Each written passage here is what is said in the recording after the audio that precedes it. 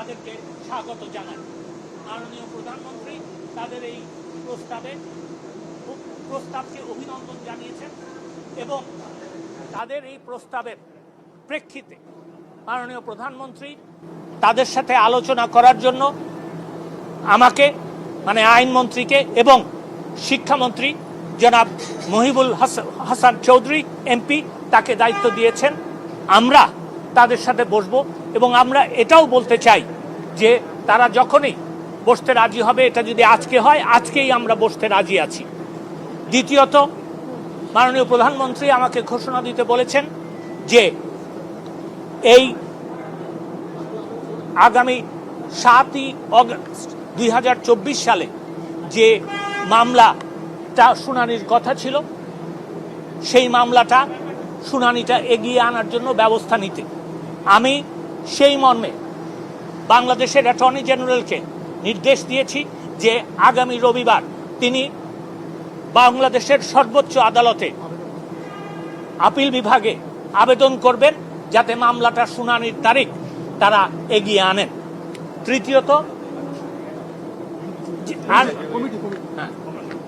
তৃতীয়ত হচ্ছে যে আপনারা জানেন যে গতকালকে মাননীয় প্রধানমন্ত্রী তার ভাষণে বিচার বিভাগীয় তদন্ত কমিটির কথা ঘোষণা দিয়েছিলেন।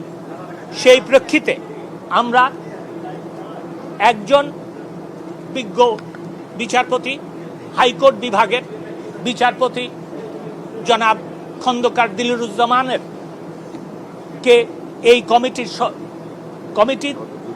জুডিশিয়াল বিচার বিভাগীয় তদন্তের দায়িত্ব দেওয়ার জন্য কমিটি তৈরি করেছি। আর চতুর্থটা না, মাননীয় এই প্রস্তাব মাননীয় প্রধান বিচারপতির কাছে যাবে। মাননীয় প্রধান বিচারপতি আমার বিশ্বাস নিশ্চয়ই সরকারের যেহেতু এটা দায়িত্ব তিনি সেই প্রেক্ষিতে মাননীয় বিচারপতি জনাব দিলরুজ্জামানকে না আরেকটা কথা ভুলে গেছি, আরেকটা কথা আছে বলে দিই, বলবো আমি দাঁড়াও কি লিখছি তো তিনটা না চারটা না একটু দেখে নি।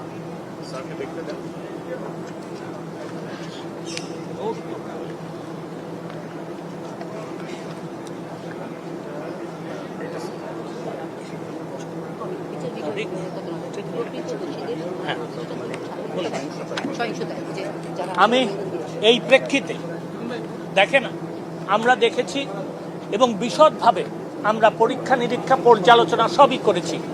দেখা যায় যে যারা কোমলমতি কোটা বিরোধী আন্দোলন করছেন যে শিক্ষার্থীরা তাদের কিন্তু এই কটা দাবি ছিল এবং যেহেতু সরকার তাদের দিক বিবেচনা করে এই দাবিগুলিতে রাজি হয়েছেন, আমার মনে হয় আজকের থেকে আন্দোলন করার আর কোনো প্রয়োজন নাই। আমি সেই কারণে তাদেরকে আহ্বান জানাচ্ছি, অনুরোধ করছি, একজন পিতৃতুল্য নাগরিক হিসাবে আমি তাদেরকে অনুরোধ করছি যে তারা যেন এই সহিংসতা বন্ধ করে এবং এই আন্দোলন প্রত্যাহার বা স্থগিত করে। আমি এইটুকু বলতে চাই। আপনাদের জন্য কোনো প্রশ্ন থাকে আমি নিতে রাজি আছি।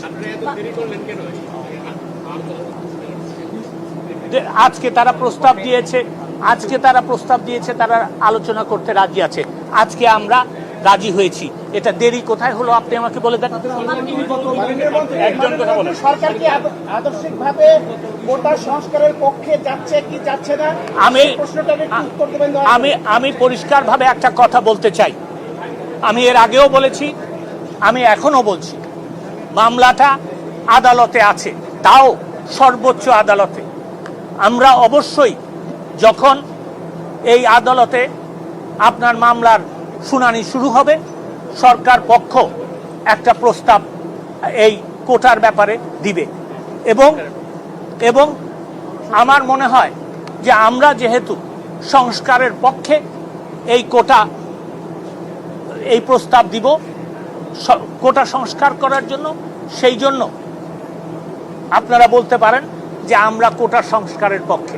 জি, মাননীয় মন্ত্রী, এই যে আমরা যতটুকু জানি যে বিচার বিভাগের থেকে সর্বোচ্চ ক্ষমতার অধিকারী এই নির্বাহী বিভাগ, তো এই দেশের এত এরকম বাজে সিচুয়েশনের আগে নির্বাহী বিভাগ কেন সিদ্ধান্ত নিল না, বা আপনারা? প্রথম কথা, আমি আপনার প্রশ্নের জবাব দিচ্ছি এবং আপনার সাথে দ্বিমত পোষণ করে আমি জবাব দিচ্ছি। প্রথম কথা হচ্ছে যে দেখেন, 2018 সালে মাননীয় প্রধানমন্ত্রীর নির্দেশে কিন্তু কোটা বাতিল করা হয়েছিল। এই বাতিলের যে পরিপত্র ছিল সেটার বিরুদ্ধে মুক্তিযোদ্ধাদের সন্তানেরা হাইকোর্ট বিভাগে গিয়েছিল। কোটা আন্দোলনকারীরা কিন্তু তখন কোনো পক্ষভুক্ত হয় নাই। তারপরে যখন রায় হলো তখন কিন্তু তাদের আন্দোলন শুরু হলো, তখনও কিন্তু তারা আপনার এই আদালতে যায় নাই। তারা আদালতে গেছে, আমি আগেও তাদেরকে সাধুবাদ জানিয়েছি, আজকেও আমি তাদেরকে সাধুবাদ জানাচ্ছি। এইটা কিন্তু আদালত যখন এই রায় দিয়েছে তখনই এই প্রশ্ন এবং এই আন্দোলনের শুরু হয়েছে। আমি শুধু এইটুকু বলবো যে তাদের আন্দোলনের প্রেক্ষিতে তারা তাদের বক্তব্য বলেছে, আন্দোলন বন্ধ করার জন্য আমরা তাদেরকে অনুরোধ করেছি এবং আদালতে যেতে অনুরোধ করেছি। আদালতে তারা গেছেন, আদালত সিদ্ধান্ত নিলেই আমরা সেটা করতে পারি। বাংলাদেশে আইনের শাসন আছে। আদালতে আপনারা খতিয়ে দেখতে পারেন ইতিহাস, আদালতে যখন কোনো প্রশ্ন ওঠে তখন কিন্তু আদালত যতক্ষণ পর্যন্ত সেটা শেষ না করে ততক্ষণ পর্যন্ত নির্বাহী বিভাগ কোনো নেয় না, সিদ্ধান্ত নেয় না।